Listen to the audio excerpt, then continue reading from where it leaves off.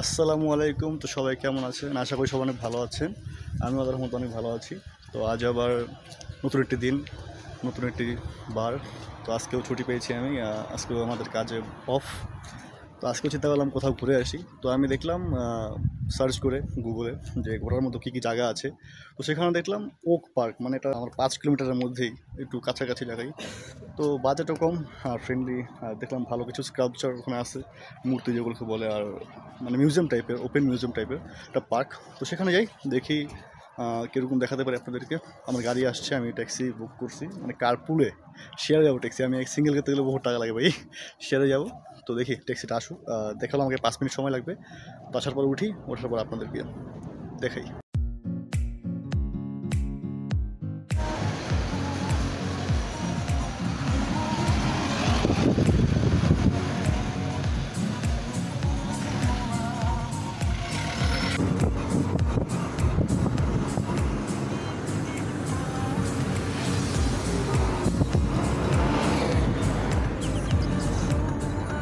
Alright, তো this is the place I think.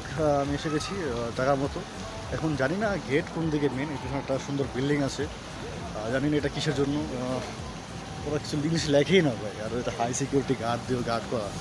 জানি না ভিতরে কী অবস্থা। ওই যে দেখতে পাচ্ছি আমি সামনে কিছু স্কাল্পচার দেখা যাচ্ছে, এটাই হয়তো বা সে পার্ক। ঢোকার মূল গেটটা কোন দিকে আমি সেটা জানি না এখনও শিওর। আর আমি প্রথম আসলাম আজকে, দেখি কী অবস্থা। এই যে আপনাদের দেখায় আমার পিছনে এই পার্কের কিছু অংশ দেখতে পাচ্ছি আমি। ভিতরে ঢুকে দেখি আমি ভিতরে কি এটাই সেই পার্ক নাকি। হ্যাঁ, আমার জানা মতো এটাই সেই পার্ক। দেখি ভিতরে এই যে এখানে কিছু স্ট্যাচু আছে, জানি না কি লেখা ওদের ভাষায়, ট্রান্সলেট করতে হবে। আর এই যে এখানে কিছু লোক ঢুকছে ভিতরে, তা আমিও ঢুকে গেলাম এখান দিয়ে। এই কিছু স্কাল্পচার, পাথরের তৈরি। কিছু ট্যাগও দেওয়া আছে সাথে, ট্যাগের মধ্যে এসবের বিস্তারিত লেখা আছে। তো আমি বিস্তারিতগুলো পড়ছি না, এখন দেখাই আপনাদের শুধু জায়গাটা কীরকম। বেশ অনেকগুলো স্কাল্পচার। হ্যাঁ, এই যে দেখুন, এগুলো এগুলো কি আর্ট, আমি আর্ট সম্বন্ধে তেমন ধারণা নেই আমার। দেখছেন 1990 সালে স্থাপন করা, ঠিক আছে, অনেক আগে। প্রাচীন প্রাচীন না, বেশ ওল্ড আর কি। তো এই দেখতে পাচ্ছেন যে একজন মুরব্বী বসে আছে, জানি না কেন। তো আমি ঢুকে গেলাম পার্কের ভিতর। দেখতে পাচ্ছেন আশেপাশে অনেক স্কাল্পচার, যেগুলোকে মূর্তি বা যাই বলুন। আমি মূর্তি বললে ঠিক অনেক অনেক কিছু মনে করে, স্কাল্পচার বলছি সেই কারণে যাতে অনেকেই একটু পজিটিভ চিন্তা করতে পারে। আমাদের দেশের মানুষ মূর্তি পছন্দ করে না, আমিও তেমন মূর্তি পছন্দ করি না বলতে গেলে। এই সুন্দর একটা মূর্তি, হয়তো বা খ্রিস্টান ধর্মের কিছু হবে, আমি শিওর না। দেখুন, আমার ক্যামেরাটা একটু শেকি, তার জন্য সরি। আর এই যে দেখতে পাচ্ছেন সুন্দর একটা পানির ফাউন্টেন ফোয়ারা যাই বলেন, এরকম কিছু একটা, অনেকটাই সুন্দর। আমার মন চাচ্ছে আমি এখন এখানে গোসল করি, কিন্তু এটা বাংলাদেশ না, তাই পারছি না। তো পিছনে অনেক ব্যাকগ্রাউন্ড নয়েজ আসছে, তার জন্য দুঃখিত। আমার মাইক নেই, মাইক ইউজ করছি না আমি বর্তমানে। তো ওকে, আমার যেটা মনে হয় এটাই এই পার্কের মূল দরজা বা গেট বা প্রবেশ পথ। এই যে এখানে অনেক বড় একটা মূর্তি আছে, আমি দেখে আপনাদের দেখতে পাচ্ছেন পিছনে। জায়গাটা অনেকটা খালি খালি, এখানে বেশি তেমন কোনো লোক নাই। খালি আজকের দিন তো অফ ডে না, ওদের ওদের তো রবিবার অফ ডে থাকে, সানডে। তো আজকে বুধবার, আজকের দিনটা বুধবার, যখন আমি ভিডিওটা করছি তখন বুধবার। ওকে, 2 মিনিট ঘাটাঘাটির পর আমি জানতে পারলাম যে এই মহিলার নাম, তিনিই ছিলেন কিরগিজস্তানের প্রথম মুসলিম মেয়ে শাসক, ঠিক আছে। তো তার নাম কুরমানজান ঘাটকা, ঠিক আছে। তো নামটা একটু হাস্যকর শোনালো, তা ওনার দেশের নাম। তো বাংলা অনেক কিছু মিলবে না তাদের সাথে। তো এখন আমি আপনাদেরকে দেখালাম, জায়গাটা যথেষ্ট দেখা ফেলছি। তো একটু আগে বাড়ি দেখি আপনাদেরকে দেখাতে পারি, সামনে গিয়ে বা পিছনে গিয়ে। ওকে, তো এখন যেখানে দাঁড়িয়ে আছি আমি, এটা তাদের স্মৃতিসৌধ। যেমন আমাদের বাংলায় স্মৃতিসৌধ থাকে না সাভারে, ওরকম একটা স্মৃতিসৌধ তাদের। যারা সোভিয়েত ইউনিয়নের সাথে যুদ্ধে মারা গিয়েছিল তাদের স্মৃতির স্মরণে এই স্মৃতিসৌধটা বানানো হয়েছে। তো আশা করি আপনাদের ভালো লাগবে দেখে। আমারও একটু সম্মান দেওয়ার দরকার তাদেরকে। যার যার দেশ, তার তার ধর্ম, তার তার মান্যতা। তিনিও তার দেশের জন্য দান দিয়েছেন, যেটা বাঙালি শহীদ হয়েছে। আমাদের অনেক শহীদের কথা মনে করে হঠাৎ করে আমার। তো পার্কটা আজকে অনেকটাই খালি খালি, কারণ আজকে বুধবার দিন, ওদের অফ ডে না। ওদের আজকে কাজ চলছে, তো পার্কটা আজকে অনেক খালি খালি, তারপরেও কিছু লোক আছে। কিন্তু সমস্যা হলো কি ভাই, যে একটা কষ্টের বিষয়, যে ওদের সাথে ইংলিশে কথা বললে ওরা বুঝে না, বাংলা তো বললে বুঝবে না, তো বাদই দিলাম। আর রাশিয়ান শিখতে হবে ওদের সাথে কথা বলতে গেলে। তো আমি যে কাজের ফাঁকে রাশিয়ান শিখবো, আমি সেই সময়টা পাই না ঠিক মতন। আর ওদের সাথে কথা আমি ট্রান্সলেটেই বেশিরভাগ বলি কথা বলতে গেলে, বা ওখানে আমার কাজের ওখানে যারা আছে তারা কম বেশি ইংলিশ বুঝে, তাদের সাথে কথা বলি। তো এখানে যাদের সাথে কথা বলবো তারা ইংলিশের টুকটাক কিছুই বুঝে না। সমস্যা একটাই, এত উন্নত দেশ হওয়ার পরও তারা ইংলিশই পারে না। এই জিনিসটা তারা অনেক ডাউনগ্রেড বলতে পারেন, ডাউন সাইড। তো আমি এখন হাঁটছি এই পার্কের ভেতর দিয়ে। তো অনেকজনকে আমি জিজ্ঞাসা করলাম যে এটা ইতিহাস, মানে what is the history of this park, how how many years old this park is. আর এমনও না যে আমি অনেক ভালো ইংলিশ পারি ভাই, আমি এটা বলছি না, আমিও ইংলিশ টুকটাক পারি। আর টুকটাক বলতে গেলে চালিয়ে নেওয়া যায়, সব জায়গায় চলে যাবে একটা অবস্থা। আর মুখে কথা বলতে গেলে একটু বেজে বেঁচে আছে কথাটা, কারণ বলে সেরকম অভ্যাস নেই, তো বলার মতো লোক নেই। অনেককে জিজ্ঞাসা করলাম how old is this park, তারা কিছু বুঝলো না, বলে নেট নেট মানে জানি না। তো এই একটা অবস্থা। মানে ইতিহাস সম্বন্ধে আমার গুগলে দেখা লাগবে।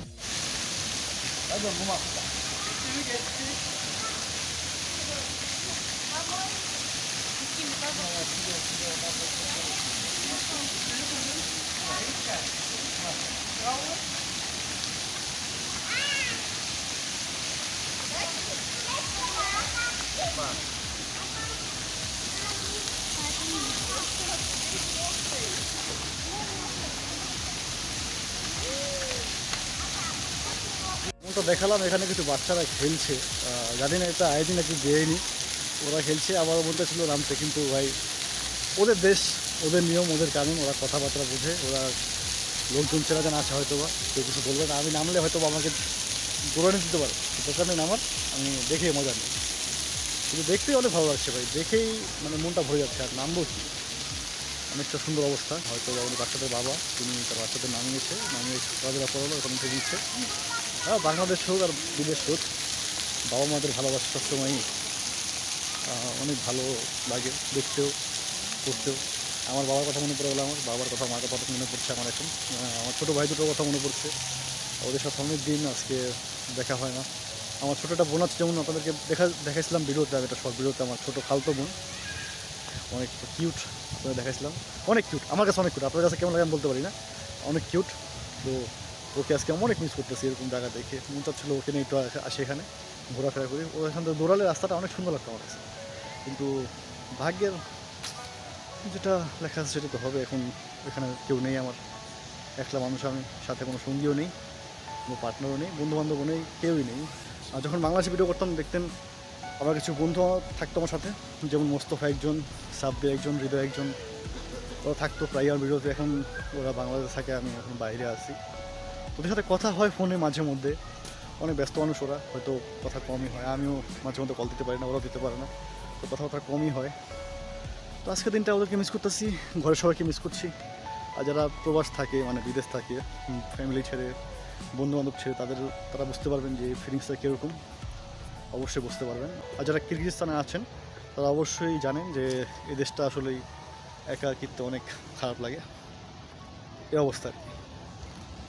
তো আমি বিশেষ করে কখনো এরকম ইমোশনাল কথাবার্তা, মানে কাউকে মিস করছি বা যেটা মনে থাকে, যেটা মনের কথাটা বাস্তবে, আমি সেটা বলার চেষ্টা কমই করি, কারণ এসব কথা বললে নিজের মনটা অনেকটাই আপসেট হয়ে যায়, অনেক কথা মনে পড়ে যায়, অনেক কষ্টের কথা, অনেক খুশির কথা, অনেক বিতে লম্হে মনে পড়ে যায়। তো সেগুলো আমি মনে করার চেষ্টা কমই করি।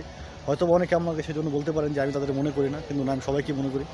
আমার আত্মীয় স্বজন, ফ্যামিলির সবাইকে আমি অনেক মিস করি, বন্ধু বান্ধব, ঘরের সবাইকে অনেক মিস করি, কিন্তু হয়তো সব ভিডিওতে বলা হয় না, কারণ নিজের কাছে তখন অনেকটা একা একা লাগে যখন তাদের কথা আমি উল্লেখ করি তখন। তো সেই জন্য আমি বিশেষ করে উল্লেখ করি না প্রায় ভিডিওগুলোতে, আমি একটুখানি নীরব থাকার চেষ্টাই করি, কারণ বললে হয়তো বা মনে পড়লে কষ্ট লাগবে। তো সে একটা অবস্থা আজকে মনে করে ফেললাম, আজকে মনে করে একটু খারাপ লাগছে, হঠাৎ করে ভেতরটা খালি খালি লাগছে, কারণ এত বড় শহর, এত বড় দেশ, এত মানুষজন, কিন্তু ভেবে দেখুন, আর ভেবে দেখছি আমি যে আমরা কতটা একা।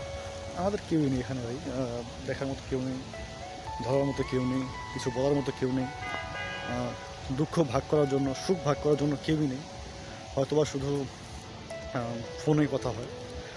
ফোনে এখন হয়তো বা ফোনের জন্য অনেকটাই কাছাকাছি আমরা আসি, ভিডিও কলে অডিও কলে অনেক কথা হয়, কিন্তু সেই জিনিসটা না মানে সেরকম টান আমি পাই না। আমি তাই ফোনে কথা কমই বলি, হয়তো বা আম্মুর সাথে মাঝে মধ্যে কথা হয়, কিন্তু তেমন ফোনেরটা বেশি কথা হয় না কারোর সাথে, কারণ ফোনে কথা আমি সেই ফিলটা পাই না যেটা সামনাসামনি বলে পেতাম। তো এই অবস্থা। তো মনটা অনেক ভারী হয়ে গেছিলো, হালকা করলাম। আমি এখন আছি একটা রায়নোর হর্নের কাছে, রায়নো হর্ন, ঠিক আছে।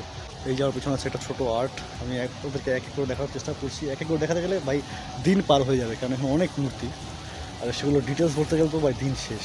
তো আমি আপনাদেরকে শর্টে কিছু দেখায় দিই, মানে যেগুলো চেষ্টা করছি আমি। এই যে তো এটা কি আমি বলতে পারছি না, ওদের লেখা 1985-এ তৈরি, এটা অনেকদিন আগের, অনেক পুরনো হয়ে গেছে। তো এই অবস্থা। এই যে পিছনে একটা গেট আছে ছোট্ট করে, জানি না এটা কেমন বানানো। তো আমি যেটা বুঝলাম যে এই পার্কে শুধু মূর্তিই আছে, আর কিছুই নেই এটা দেখার মতন সেরকম। হয়তো ওনাদের অনেক রেসপেক্টেড জায়গা, কিন্তু আমাদের কাছে দর্শন করার জন্য তেমন বেশি কিছু নাই। তো এখানে কিছু ভালো গাছপালা আছে, সেটা মানতে হবে। আর এই যে এখানে পিছনে হচ্ছে মূর্তির পুরো একটা গলি, আমি মূর্তির গলি দিয়ে হাঁটছি এখন। দেখুন আমার পিছনে ঘোড়ার সাথে আলিঙ্গন করছে। তো আমি আছি এখন ওদের রোডের মধ্যে একদম, এখানে কিছু গাড়ি পার্ক করে আসছে ওরা, হয়তো একটা পার্কিং স্পট, মানে যে পার্কের জন্য বা হয়তো অফিস আদালত আছে আশেপাশে। ওই যে সামনে একটা অফিস দেখা যাচ্ছে, বড় অফিস বলতে গেলে সেটা অফিস নেই, কোনো কার্যালয় নাকি কোনো দর্শন স্থান, আমি সেটা বলতে পারলাম না শিওরভাবে। কিন্তু আমি এখন রাস্তা দিয়ে যাচ্ছি প্যান্টলো পার্কের দিকে। দেখি ভিতরে গিয়ে আপনার কিছু দেখাতে পারি কিনা, আবার এই দিকে কী অবস্থা। চলে যাচ্ছিলাম, কিন্তু এমন সময় আমার দুই আঙ্কেলকে দেখলাম পিছনে, অনেক মিস করতাম তাদেরকে। তাদের দেখে আমার মনে পড়লো তাদের কথা, তাই তাদের সাথে কথা বলার জন্য চলে আসলাম। তো এই অবস্থা, সাথে সাথে কথা বলি। এই দেখুন আঙ্কেল দুটো বসে আসছে, হ্যালো বললাম। তো যাই, তাদেরকে হ্যালো দিয়ে চলে যাচ্ছি আমি, তারা আমাকে হ্যালো রিপ্লাই দিল না। সামনে মানে পিছনে একটা সুন্দর মূর্তি আছে, অনেক বড় মূর্তিটা, হয়তো বা আমাদের কোনো মহান পার্সোনালিটি বা কোনো মহান যোদ্ধা, রাজনীতিবিদ তার মূর্তি লাগিয়ে রাখছে। এখন আমি আছি প্যান্টলো পার্কের গেটে একদম। তো আমি ভিতরে ঢুকি।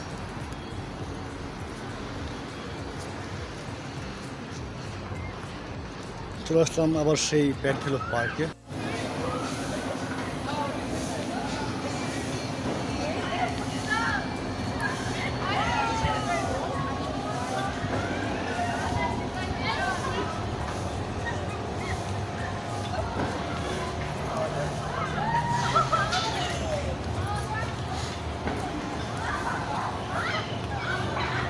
Drinks night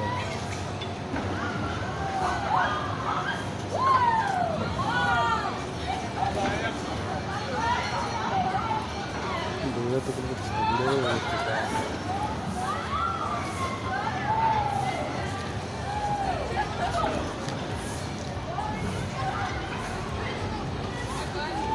okay, so this looks extreme. আমি এটা উঠে পড়লাম, আপনাদের যারা ভিডিও দেখালাম এখন। তো এখন দেখি মোবাইল কন্ট্রোল রাখতে পারি কিনা, মোবাইল হাতে পড়লে মোবাইল শেষ।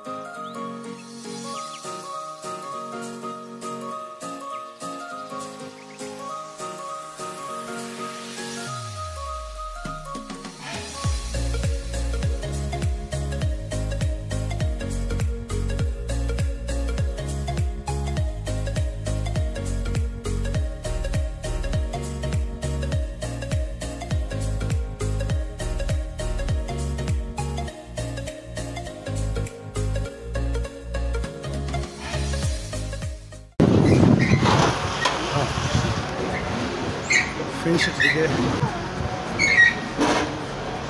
What should I say? I never had so much fun before. After last week, this was the craziest thing I've ever done in my life. That's it.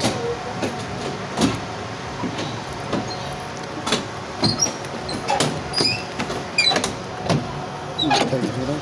How to open it? Thank you. Vlogger.